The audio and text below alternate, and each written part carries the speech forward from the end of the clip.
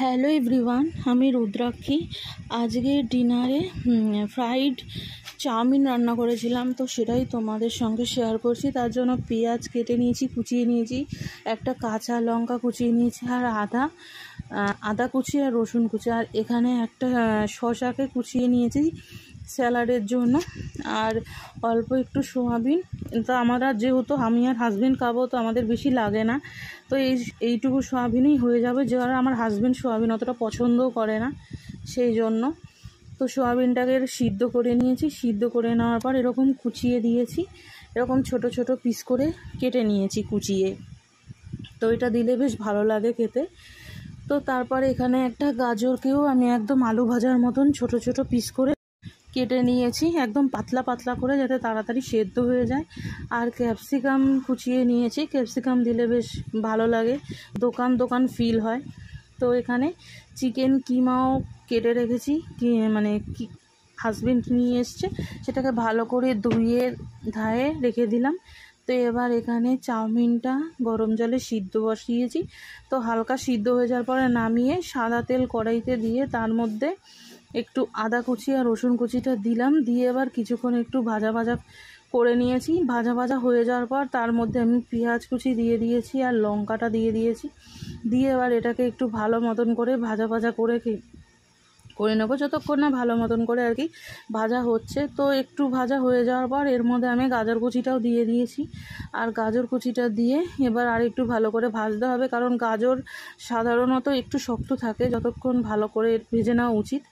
তারপর আমি সয়াবিনটাও দিয়ে দিয়েছি, সয়াবিনটা দিয়ে আর একটু ভালো করে নাড়াচাড়া করে নিয়েছি। যদিও সয়াবিনটা সিদ্ধ করা, তবু ভাজলে খেতে ভালো লাগবে বলে দিয়েছি।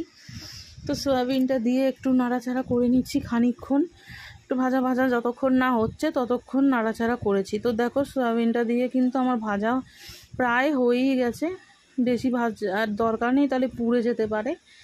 তো এবার এর মধ্যে আমি একটু লবণও দিয়ে দিয়েছি, লবণ দিলে আর কি টেস্ট হবে, সেই জন্য এখনই দিয়ে দিয়েছি লবণটা। তারপরে চিকেন কিমাটাও দিয়ে দিয়েছি। এবার এই কিমাটাকে ভালো করে ভাজতে হবে, নাহলে কাঁচা থেকে গেলে খুব বিচ্ছিরি ব্যাপার হয়ে যাবে, সেই জন্য দিয়ে এবার ভালো মতন করে নাড়াচাড়া করে একটু একটু করে সময় নিয়ে নিয়ে না এটা ভাজতে হবে। এটা খেতে যতটা স্বাদ হয়, করতেও ততটা খাটনি। তো দেখো চিকেনগুলো কিন্তু অনেকটাই ভাজা ভাজা হয়ে এসছে, আর আমি ননস্টিকের কড়াইতে যেহেতু রান্না করছিলাম, তাই জন্য বারবার ঢাকনা দিয়ে দিয়ে ভাজছিলাম, তাহলে কি হবে, ভাপে ভাপে সিদ্ধ হয়ে যাবে। তারপর এখানে 3টে ডিমকে ভালো মতন করে ফেটিয়ে ভুজিয়া মতন বানিয়ে এটার সঙ্গে মিশিয়ে দেব। তো যতক্ষণ না ভালো মতন করে সব কিছু মিশছে ততক্ষণ ধরে নাড়াচাড়া করতে হবে, ভালো মতন করে এটা রান্না করতে হবে, নাহলে কাঁচা থেকে গেলে আষ্টে গন্ধ বেরোবে ডিম থেকে। ভালো মতন করে তাই আমি একটু ভালো করে ভেজে নিচ্ছি। আর দেখো ভুজিয়াটা কিন্তু আমি চিকেন সয়াবিন সব কিছুর সঙ্গে মিশিয়ে নিয়েছি। তারপর আমি এটার মধ্যে একটু গোলমরিচ পাউডার দিয়ে দিয়েছি, একটু ঝাল ঝাল লাগবে, খেতে ভালো লাগবে সেই জন্য। তো অল্প পরিমাণে গোলমরিচটা এখন দিলাম, বাকিটা পরে দেবো। তো গোলমরিচটা দিয়ে এবার ভালো মতন করে সব কিছুর সঙ্গে গোলমরিচটা আমি মিশিয়ে নিচ্ছি। মিশিয়ে নেওয়ার পর এটার মধ্যে এবার একটু বাদাম দিয়ে দিয়েছি, তোমরা চাইলে নাও দিতে পারো, কাজু কিশমিশও দেওয়া যেতে পারে, তো ওটা আমি দিইনি। তো বাদামটা দিয়ে আর একটু ভালো মতন করে নাড়াচাড়া করে ক্যাপসিকামটা দিয়েছি, আর ক্যাপসিকামটা আমি সবার লাস্টে দিলাম, যাতে ক্যাপসিকামের ফ্লেভারটা থাকে এবং বেশি ভাজার প্রয়োজন নেই।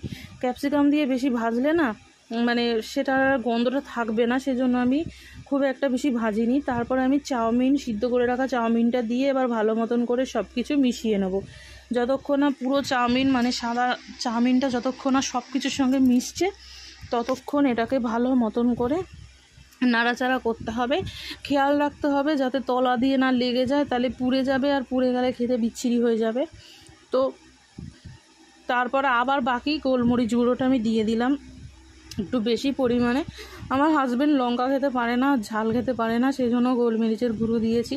এটা একটু ঝাল ঝাল আর ফ্লেভারটা ভালো লাগে, মুখটা খুব ভালো লাগে খেতে, মুখে পড়লে টেস্ট লাগবে প্রচণ্ড।